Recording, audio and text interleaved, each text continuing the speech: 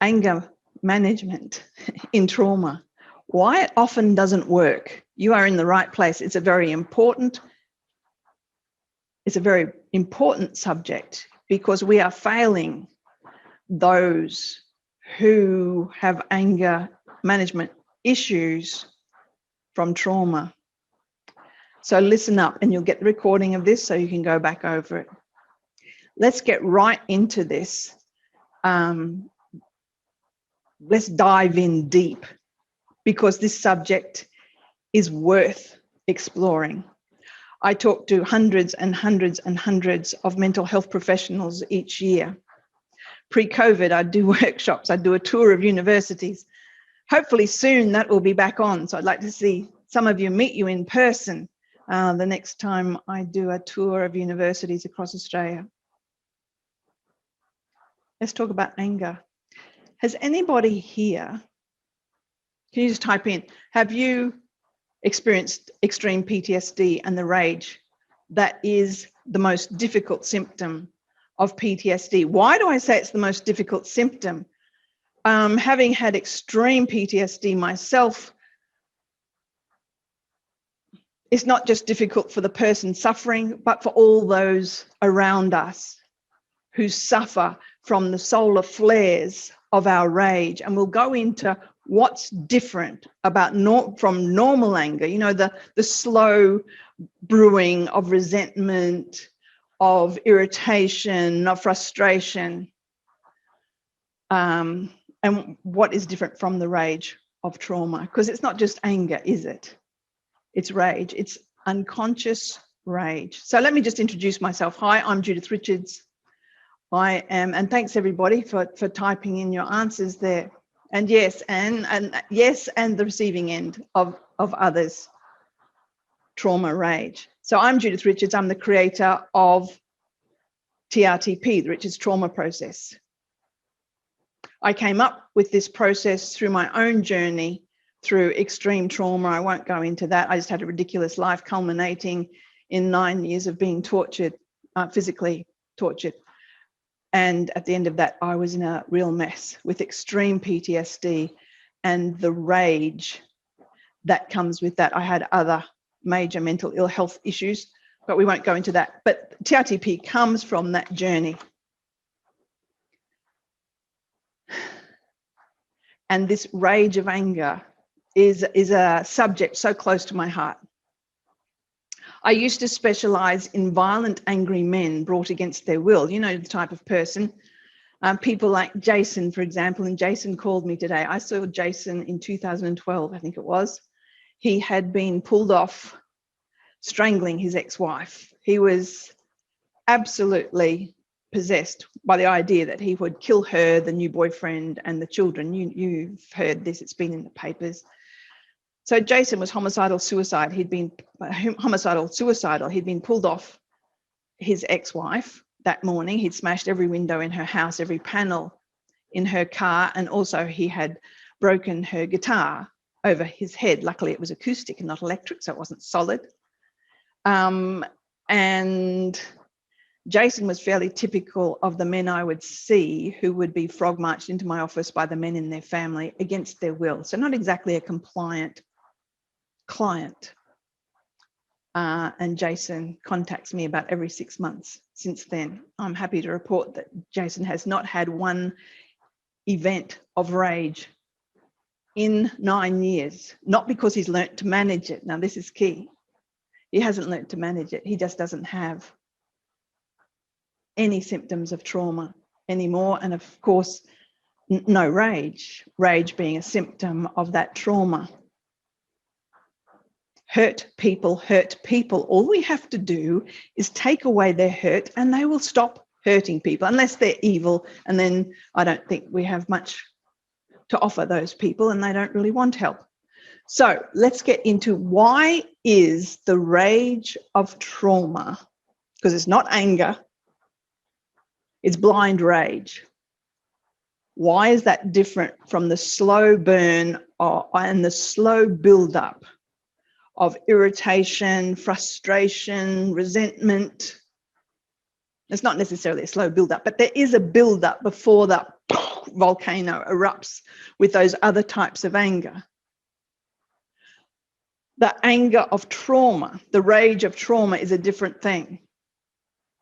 If someone comes to me, well, I'm not seeing clients at the moment, but when I was seeing clients, if someone would come to me and say, I have an anger issue, I would ask them, does it build up? You know, the irritation, the frustration, the resentment, does it build up and then it explode, you know, and then you go off like an earthquake, like a volcano? Or is it just instant, in a nanosecond, from being absolutely fine to bang, like a lit match at petrol? And if they went, yep, that's it, it's a lit match at petrol, it's just instant, I can be fine, one nanosecond, and then the next nanosecond, there's this rage and I go unconscious and I come to afterwards and the people I love are cowering. The people I love are terrified of me. So, okay, you don't really have an anger issue, you've got a trauma issue. And let's talk about the word trauma. Let's take it away, because a lot of people only see trauma when it has to do with war, refugees, torture, catastrophic natural events like Black Saturday, bushfires, the Bali bombings. They only see trauma there. Can we just take the blinkers off our eyes for a moment and see a much broader view? Let's take away the word trauma and replace it with distressing events.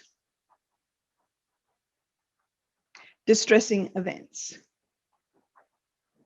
It can be in the schoolyard. It can be in the classroom. It can be in houses. I won't call them homes. Some houses are war zones. In order to understand, yes, Kate, there's a lot of trauma associated with a cancer diagnosis and treatment. Absolutely. There's a lot of trauma around birth. But in order to understand the rage of trauma, the anger of trauma, and how it differs from every other kind of anger, we have to really understand trauma itself. So let's look at the model I've come up with that explains trauma and how it works. Some people have seen the graph before, but it's always worth having a look at again, and I will just do a drawing here. I'm just going to stop share for a second, stop my video and go to the whiteboard. Isn't it wonderful, the marvels of modern technology? Let's look at someone with a regulated system. Let's look at a normal person with a regulated system. They live here at calm. They go along. They have a distressing event. They release stress hormones. The event passes. And this is important. The system regulates itself. It self-regulates. The adrenaline, the cortisol is taken out of the system and the system comes back to calm. They go along. They come up to here. They have a life-threatening event. They come up to fight, flight, and freeze. The event passes. And this is key. This self-regulation is key to what we're about to talk about. And that's the story of their life. Let's talk about somebody where this self-regulation is switched off. They come up here to a life-threatening event, but they never go down. That self-regulation switch no longer is switched on. And so they continue to trigger. And this is, of course, what we're looking at here is PTSD. And it's a spectrum. We have some people right off the charts. And what does that feel like? It feels like the accelerator and the brake pedal to the metal 24/7, and there is no respite. There is none. And the person can't sleep, they can't eat, they can't relax. And there's some here I'll do it in a different color. There's some here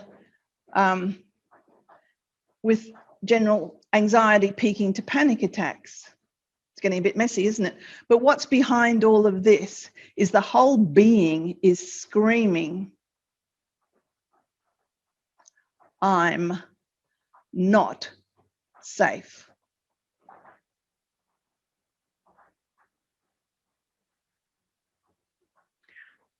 And this person is displaying the symptoms of trauma.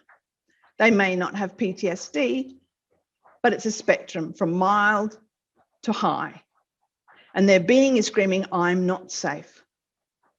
And this switch down here is not working. Why are they screaming, I'm not safe? We'll go into that in a moment. But what we have to do, of course, is turn off that screaming subconscious, the screaming body, screaming, I'm not safe, and bring them back to here. Van der Kolk, Levine, the top trauma specialists agree that the body has to somehow know the event is over. It's over. And I go further. I say the body and the subconscious has to know it's over and I'm safe now. So we have to get this person from here back to here. We have to make sure that this switch gets turned back on. Now, how do we do that? I'll show you. Let's go back to talking why is that person's whole being, their body, their subconscious, their mind, everything within them is screaming, I'm not safe. Why is that? It's because that dreadful things have happened, events have happened, and what's happened is, well, what's the first thing that happens when something terrible happens? Well, the amygdala fires, the emergency services in the brain, and then what happens? We release adrenaline, we release cortisol, we release all the stress chemicals. And the first thing that happens is the frontal lobe shuts down. Part of that shutdown is the hippocampus, responsible for taking that event once it's over and putting it in the warehouse of memory, shutting the door and walking away, going, well, that's over, and the person moves on. That's that switch I was talking about. So where does that event get stored? Well, instead of being stored in long-term memory in the warehouse of memory and the door shut and that's over, it gets stored like a videotape loop in the subconscious. And it's never brought to an end. It's on a loop. It's happening now, it's happening now, it's happening now. And there's the big event from when I was 3 and when I was 9 and when I was 17 and another big one from when I was 25 and the smaller one at a different age and all these videotape loops. And the distress builds up and builds up like the pressure in a balloon.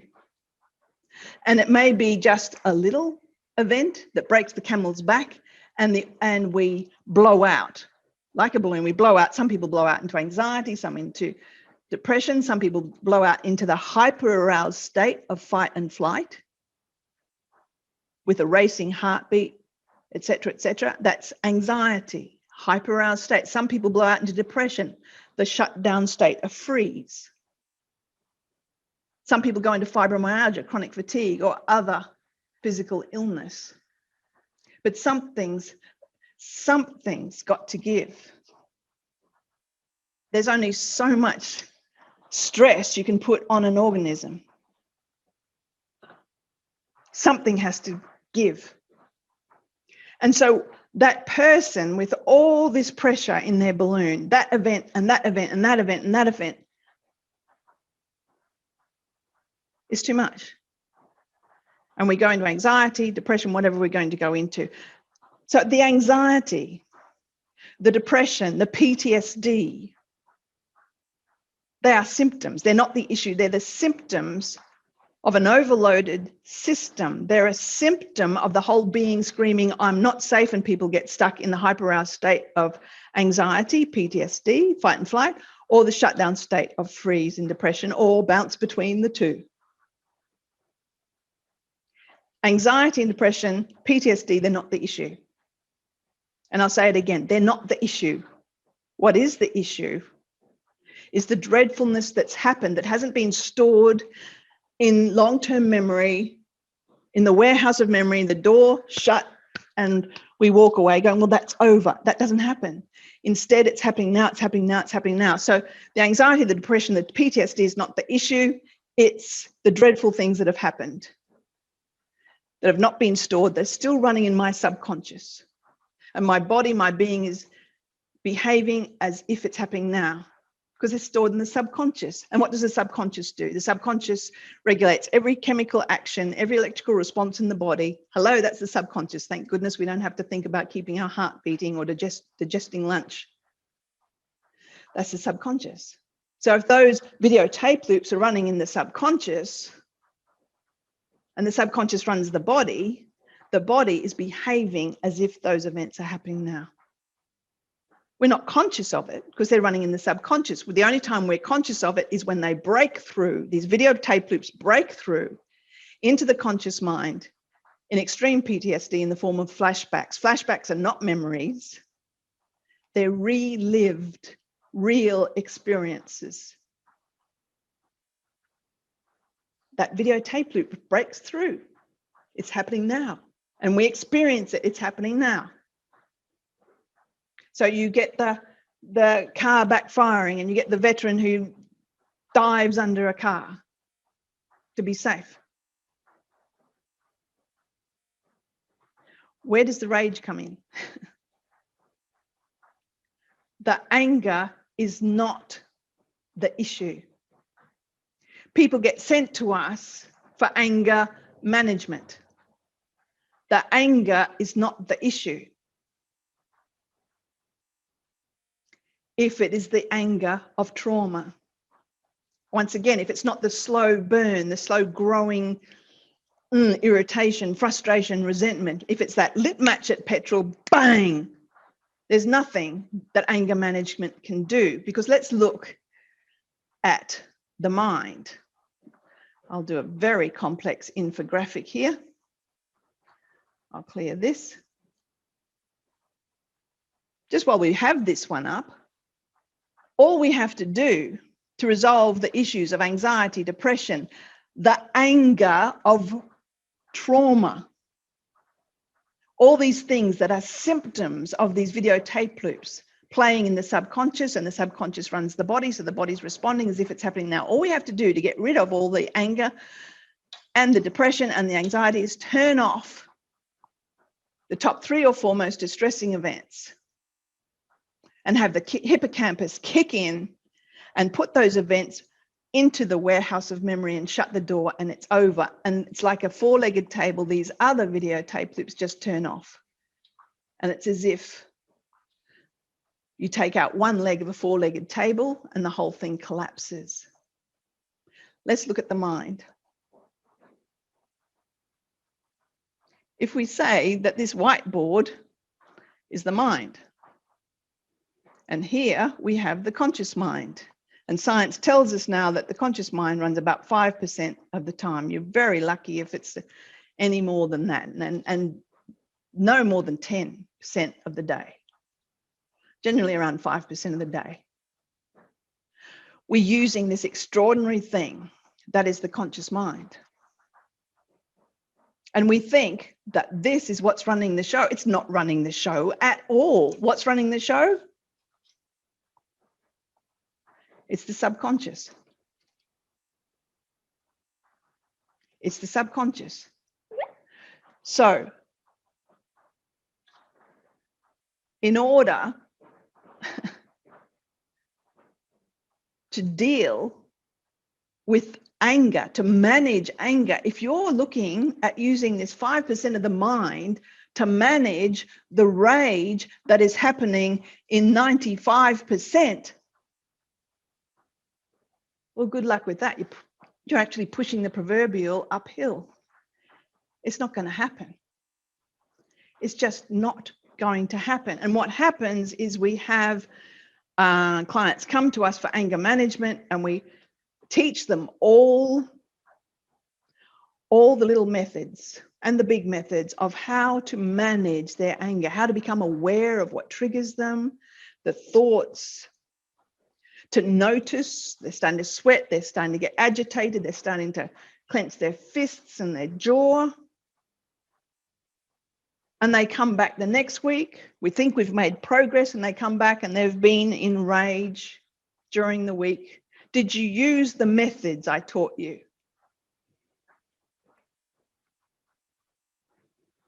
No, I didn't. We're setting them up for failure because there is no build-up in the rage of trauma. That is so important. I'm going to write it on the whiteboard very badly. Let's clear this. There is no build-up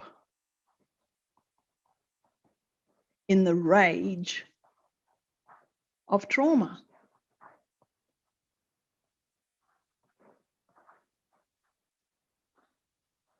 There is no build-up in the rage of trauma.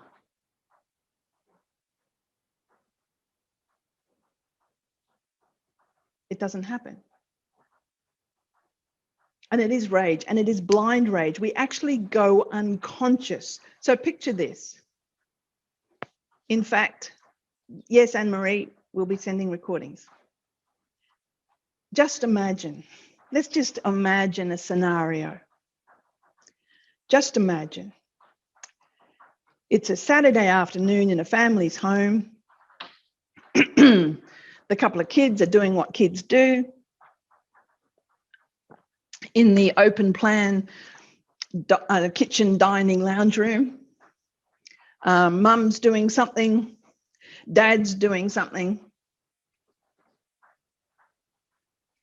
And all of a sudden, from out of nowhere, Mum might just say something innocuous, something vague, and bang, Dad's lost it. Dad goes unconscious.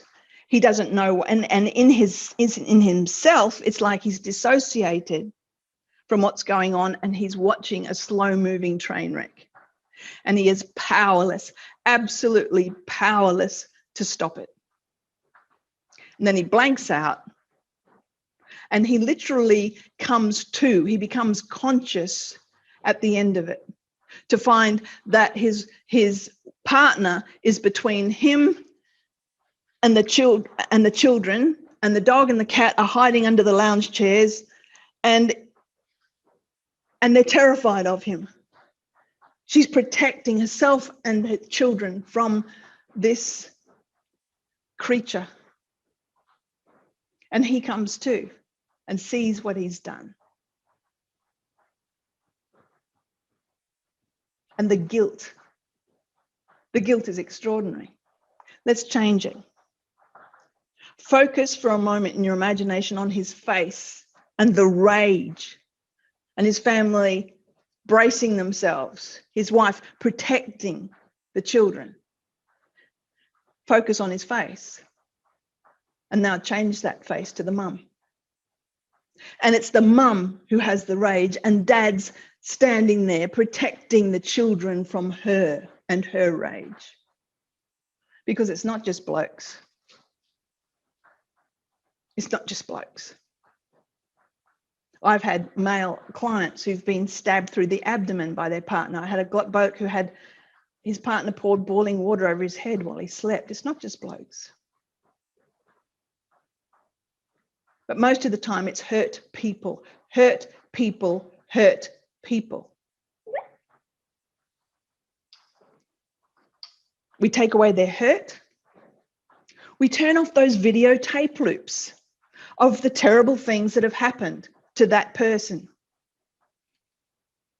And what happens? The hurt disappears. And what happens? The symptoms disappear. Whether it's someone with extreme PTSD or low-level garden variety anxiety or depression, it's sad that we call it garden variety because it's just rampant. We turn off those video tape loops, and that returns the person. We say to the client, and every part of you that has anything to do with those times knows it's over. And you're safe now. Feel it. It's over. And you're safe now. And every part of you can now return to calm. Feel it. And often the Parkinson's, like tremor of extreme PTSD, as well as all the other symptoms, simply disappear, and the rage simply disappears. It doesn't mean that life doesn't continue to happen. It doesn't mean there's no longer going to be irritation or frustration or resentment. Sure, we can learn to manage those. But that out of control rage is gone. Jason, that guy who I spoke about earlier, rang me today. And we worked out, it's 9 years since I saw him. And he has not had one outbreak of rage since. He gets a bit irritated, frustrated, but nothing like what was. And his life continues to improve. He has a huge management job now with great responsibility. He's bought a beautiful, huge house and swimming pool. He's doing very well, thank you very much. And he's happy and he's at peace. And he no longer hurts people, because hurt people, take away the hurt, they stop hurting people. So if you're trying to teach somebody who suffers with the anger of trauma, and you're trying to teach them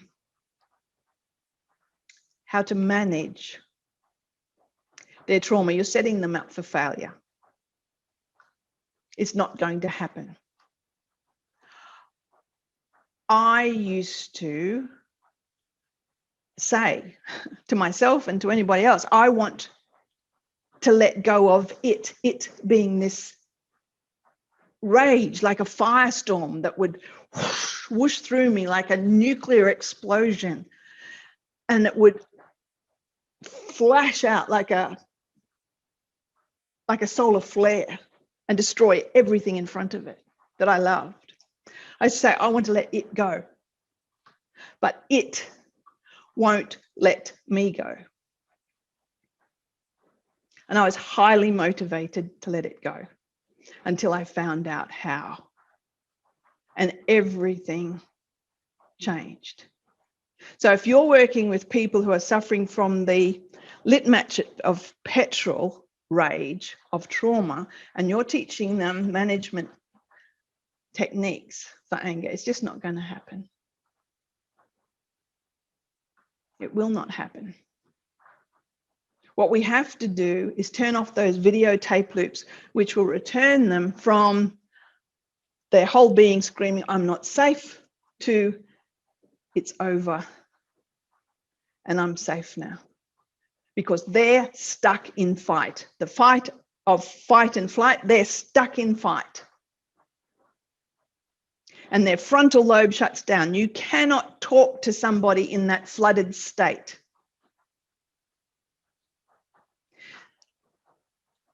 The brain is shut down. And the hippocampus stays shut down in a dysregulated system.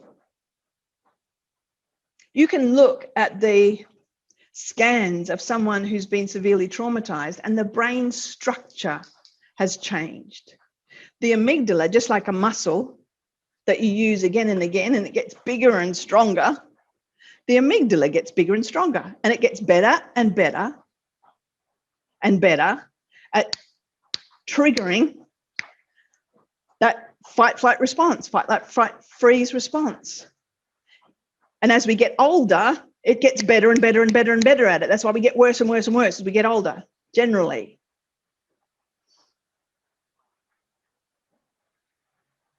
It's a bad place to be. The hippocampus, responsible for long-term memory, it gets smaller and smaller and smaller until we start suffering from craft, can't remember a flippin' thing. The brain function changes. Rosemary Boone, one of my graduates, some people might know her, she's a leader in the world of neurofeedback. She can look at an EEG and tell if someone has PTSD because the brain function has changed.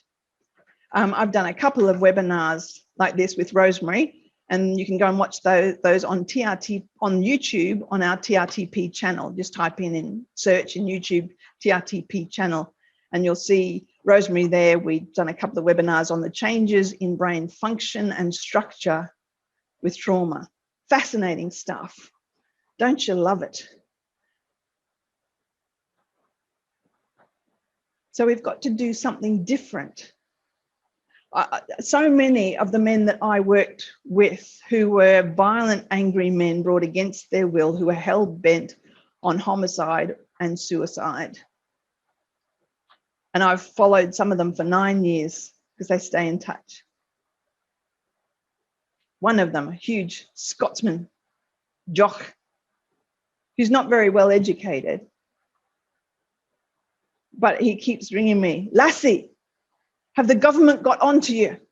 I keep writing to the Prime Minister and the ministers and the Premier and everybody else, telling them there's a way to fix domestic violence. Because hurt people, take away the hurt, they stop hurting people.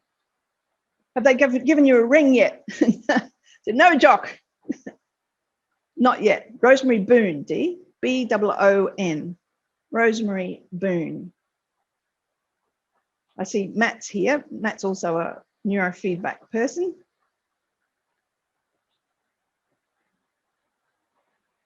So little kids who go off with rage, little kids who've been through such terrible things, it's a normal trauma response. When people hear this, when I show people the graph and show these guys, they're generally, I've only had men come to me. I haven't had any women come to me for anger, just these men who are homicidal, suicidal. And you show them the graph and they go, that's me. That's me. And say, yeah, there's nothing wrong with you. You're not broken. You're just a bit off balance. And what you're experiencing with this rage is a normal response to abnormal stressors, a normal response to too much dreadfulness that hasn't been stored in the warehouse of memory and the door closed. It's running in your subconscious all the time. And so anything vaguely like it, bang, and it doesn't even have to be a trigger. I used to just be driving along the motorway with music on, singing, nobody else in the car, no trigger. And bang, whoosh, this nuclear explosion. Then my foot would go to the floor on the accelerator and I'd be off screaming at the top of my lungs. There doesn't even have to be a trigger. So with your clients, you just have to ask the first question to begin with, and that is, your anger, does it build up and build up? And there's more irritation, more frustration, more resentment, and then it's bang. Is that what happens? Or does it just like come out of nowhere and it's just bang, like a lit match at petrol, like a nuclear explosion? Which one is it? And if they go, it's that one, it just comes from nowhere. And I just lose it and I don't even know what I'm doing and I don't even remember what I've done. It's like I black out or something. Well, people, that is the rage of trauma. Do not attempt anger management because you're setting yourself and that person up for failure. It will never, ever work. Because if you're trying to, I'll just clear that. If you're trying with this little 5% with this little tiny conscious mind, if you're trying with that little tiny conscious mind to stop the rage that is stored in the subconscious because of what's stored in the subconscious, and the rage is a subconscious event. It's run by the subconscious. It's not run by the conscious mind. It's an impossible situation and there's nothing you can do.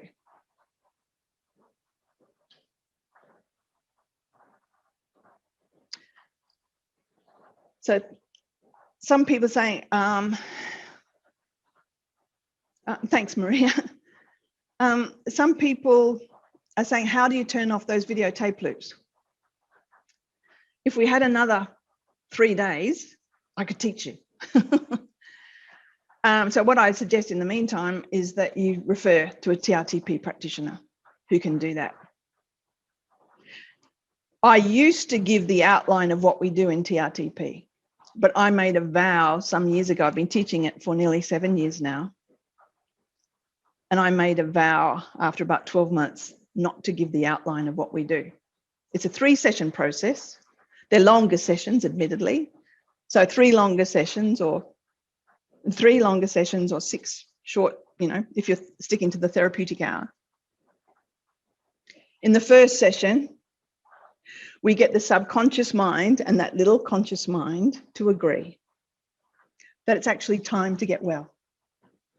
Because if you've got that little subconscious mind here, if you've got the conscious mind here, and I'll just change the color. If you've got the conscious mind here, this little 5% guy saying, yep, I want to get well. Well, that's great. But if the subconscious is going, nope, it's not safe. It's not safe to get well. If I get well, I'll lose this rage, and this rage is the only thing that's keeping me safe. Or if I get well, I'll have to be out in the world, or whatever it is. If this little conscious mind says, yep, I want to get well, and the subconscious doesn't agree, well, you're dreaming. The subconscious will always win. The subconscious runs every chemical reaction, every electrical response in the body and in the brain. It runs everything.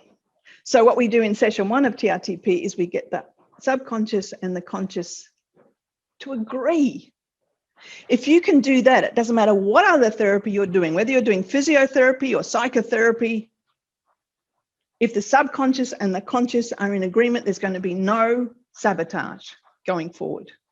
So we do that in session 1. In session 2, we turn off those videotape loops, and the person returns from that high aroused state or the shutdown of depression. They return from that fight, flight, freeze state to the regulated state. Of course, distressing things will still happen, but that switch will be back on. It's like have you ever done a factory reboot on your phone? That's basically what TRTP does. And so the system goes back into being regulated. The symptoms disappear of PTSD, the rage, the nightmares, the hypervigilance. Where's the danger? Where's the danger? Why do we have hypervigilance with trauma? It's because those videotape loops are continuing to run in the subconscious. And the body is responding as if it's happening now, it's happening now. So where's the danger? Where's the danger? Something terrible is about to happen. I feel like something terrible is happening. Where's the danger? Where's the danger? So we're hypervigilant all the time. That just goes away. And the person is restored to peace. And the symptoms simply disappear. And the next time there's a distressing event, they'll release adrenaline, cortisol in normal levels. And that arrow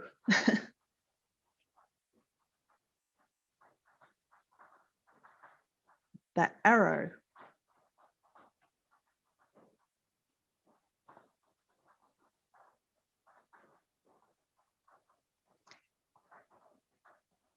this is turned back on. And the person doesn't have to go and sit on a mountain and do a yoga retreat for 3 weeks after a really distressing event. The body simply comes back to calm. It's a wonderful thing, is homeostasis. This has nothing to do with rewind hypnosis, Terry. Nothing at all to do with it. Someone's talking about going and doing hypnotherapy. Sure, go and do hypnotherapy, and what you'll be taught is to take somebody, generally in most courses, 99.9% of the courses, you'll be told resolving trauma is easy, just have them go back and relive it. And if anyone had done that to me, I would have hunted them down and killed them, and then killed myself. I didn't like it the first time. I don't want to go back there. Suzanne Barr, you're looking for the TRTP directory. I'll write up the address here. It's simply, the website is the Richards Trauma Process.com. And on the menu, you'll see practitioner directory. There's some people have been asking about the training for TRTP. There are a number of people here asking about that. So the training, it's an 8-week program. It's not full time. It's people keep running their practices, etc. It's an 8-week program. It begins with each student doing TRTP session 1 and session 2, because that's the guts of TRTP, with their mentor. Everyone gets a mentor, a highly trained, highly experienced one of our teaching team. And with that mentor, they do one-on-one, session 1 and session 2 online. The whole thing's online since COVID now.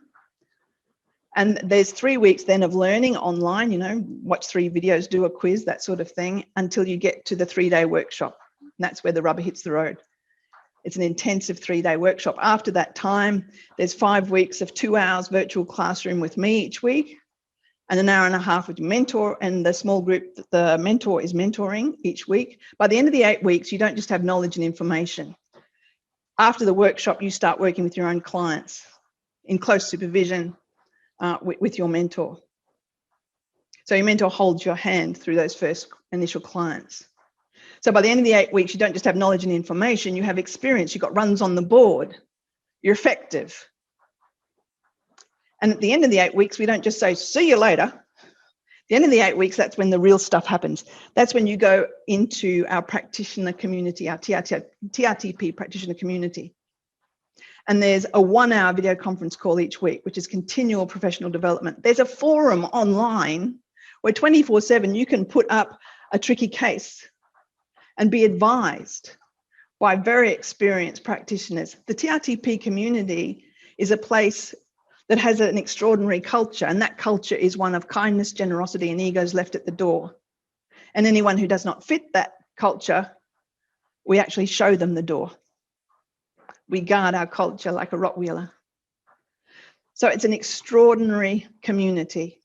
There's also the membership area, which is a learning portal where I've broken down all of TRTP into over 80 videos, so you can go and refresh on any aspect of it. You know, you've got someone coming who's got great grief because of abortions or whatever their issue, or catatonic grief. You can go and look that up and find out what you do with that. There's heaps and heaps of support. Thanks, Nadia. Nadia's put the website up for the training. The reality is that the mental health industry is fucked. Sorry, and I am swearing, and I'm not really sorry. The Victorian Royal Commission into Mental Health in Victoria released their findings last week, basically saying that it should be all dismantled and start again because it's ineffectual. It's not just inefficient, it's ineffectual. That means it's not working. The highest cause of death in 14 to 44-year-olds in Australia is, guess what? It's suicide, and it's going up. And that's not counting the single car vehicle accidents and the drownings where people just jump off cliffs and fly up and swim out to sea. We are in deep trouble in our society. I don't know if you've noticed, but COVID's made it worse. COVID's brought up people's stuff. I think that's the technical term for it. And what we're doing, I don't know if you've noticed, but it's not working very well.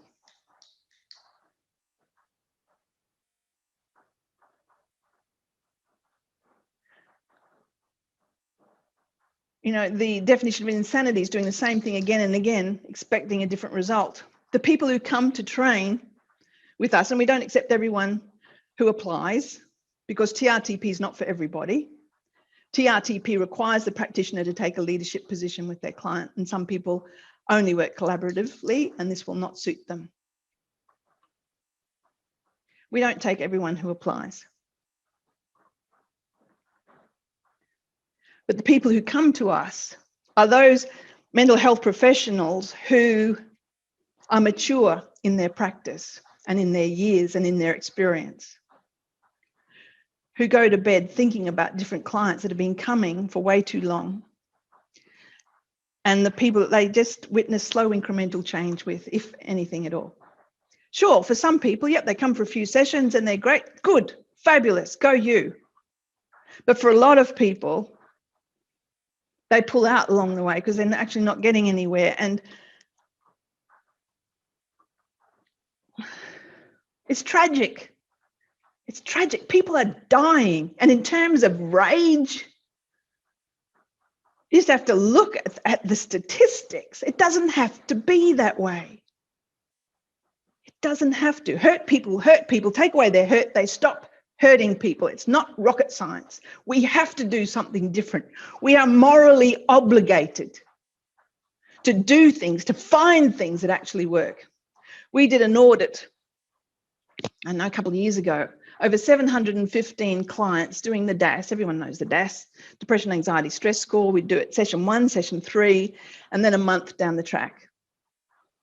And over 715 clients, 89% of them had 89% of people with extremely severe anxiety disorders went to normal. 92% of extremely severe depression went to normal. 96% of extremely severe stress went to normal. Over 715. Our small end point is to change how mental health is done. And to that end, we have within our practitioner community academics, etc., who are driving our research projects. So we're talking with Phoenix Australia, which is one of the biggest researchers into PTSD. We're also in negotiations with the medical department at Melbourne University to partner with them in research. So it takes a while to get this research done, doesn't it? Takes a while and takes a lot of grants. However, we're getting there. So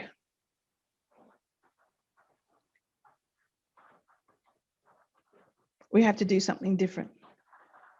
And to do trauma management to do anger management with those who are suffering from the trauma, from the rage of trauma, it's just not going to work. So please don't do that.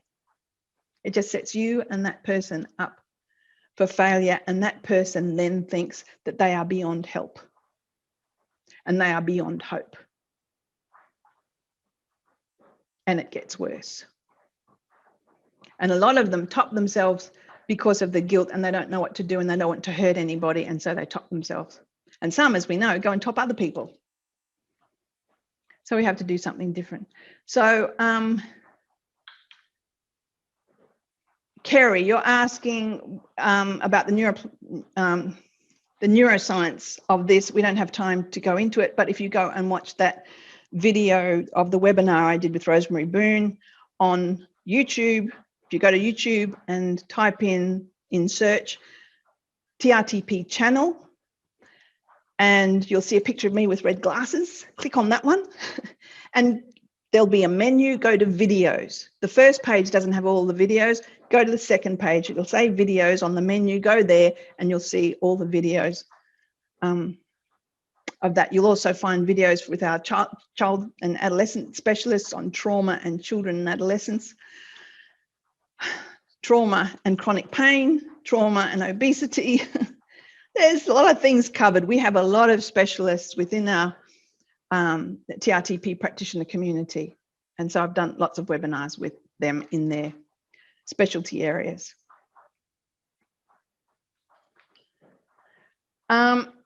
Thanks, Wendy. Can trauma rage present in the form of verbal anger, violence, or is it necessarily physical at some point? I never hurt my son. I never actually hit him. But by God, my tongue ripped out his heart. So yeah, verbal. A lot of damage done there. So it doesn't have to be physical. But you let it go long enough, it will become physical. Because it gets worse as we get older, because the brain structure changes, the brain function changes, it gets worse. Is TRTP an APS approved method? No, Raylene. But it contains parts of other therapies, you know, like that sentence is Gestalt, and that little bit is, you know, CBT, and that little bit is whatever. So there we are. It's nearly time to go. I'm glad that you're feeling that you're better now, Stella. Would ego states internally family system training be a prerequisite for TRTP training? No, Olympia. The prerequisites for TRTP training is having some background in health or mental health. So, for example, our graduate community are made up of nurses, for example, nurses, paramedics, general practitioners, medical doctors, psychologists, counselors, Chinese medicine people. There's a couple of chiropractors. So as long as you're used to working with people, of course, those who are not trained in the pointy end of mental ill health will not work with somebody who has extremely severe mental ill health issues. They will just work with anxiety and depression. They won't be taking on bipolar or DID. Speaking of DID, one of our practitioners was working with a man with over 100 personalities, and by the end of the second session, the spokesperson for the personality said to the man, Jim, that was the client's name, which I've changed for the purposes of today, Jim, it's over and we're safe now. And it's over and you're safe now. So you don't need to hear from us anymore. We're good. You've so got this. We're good now, Jim. And so are you. That was nearly 2 years ago. We're waiting the 2 full years before we publish that. Just to give you an idea of how effective this is, a psychiatrist rang me from one of our big psych hospitals in Australia, said, I run the trauma unit. I'm supposed to be a PTSD specialist. I'm an expert. I'm published. I'm a name. I present at PTSD conferences internationally. And I've been working with this one man for 9 years with complex PTSD. He continues to get worse. And I hospitalize him over half the time to keep him alive. And I'm just ringing you because I've just witnessed a miracle. Because in the 2 weeks since I last saw him, he went to one of your students, not even a graduate, a student, had your 3 sessions, and is now completely well. And if I didn't know him well enough to know what he has for breakfast every day, I'd say it was fraudulent. But I've just witnessed a miracle. This is impossible. I don't know what you're doing, but I better come and learn. But that's what happens. And that man's rage, his extreme rage, which was becoming more and more self-directed, just simply disappeared. And all the other symptoms as well. So anxiety, depression, all these things, they're not the issue. The anger, it's not the issue. If you turn off those video tape loops, and the pain just isn't there, the anger disappears, the anxiety disappears, the depression disappears. So Yes, EMDR is a great option too, and TRTP leaves it for dead. Sorry. And EMDR can be good when there's just a few events. It's time to go. How do we find out more about what is involved? Okay, there are a few people asking about this. If you're interested, can you just type in interested? Just type in interested and we'll be in touch. If you're interested in the training and finding out more about the training, just type in interested. Thank you. Just type in interested. And as soon as I get off this webinar, I will have access to your email addresses and I'll send you a link. The thing for you to do next is to make an appointment for a 20-minute conversation. It's just a conversation. You're not obliged to see if we're a match for what you're wanting to do with your clients and your practice, to see if you're a match for us. So there'll be a link in the email I'll send you, and you just have to click on that link, and there'll be a calendar. Pick a time that suits you, and one of our fabulous people will give you a call at that time, and you can ask any questions. If you've asked questions today and I haven't got to them, I'm sorry, I got a bit carried away. I'll be in touch, and I'll answer your questions. Nadia, you're already a practitioner. She's saying she's interested. Okay. Bless you. Thank you for investing your time on a Thursday evening, if you're here in Australia.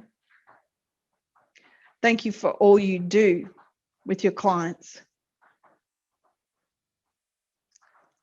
When you receive this email, click on the link and make an appointment for a 20-minute conversation. When we're very busy, I take some of the calls, so maybe we'll get to talk.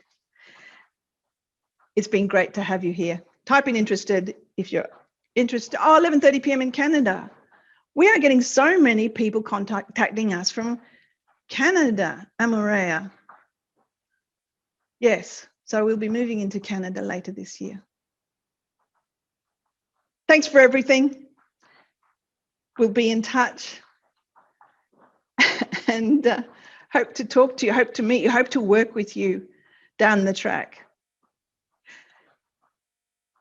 Don't know if you've noticed, but the world is in trouble. It's in real trouble. It's time. This is our time. This is the time we were born for. Let's change the world just because we frickin' can. Thanks. Good night.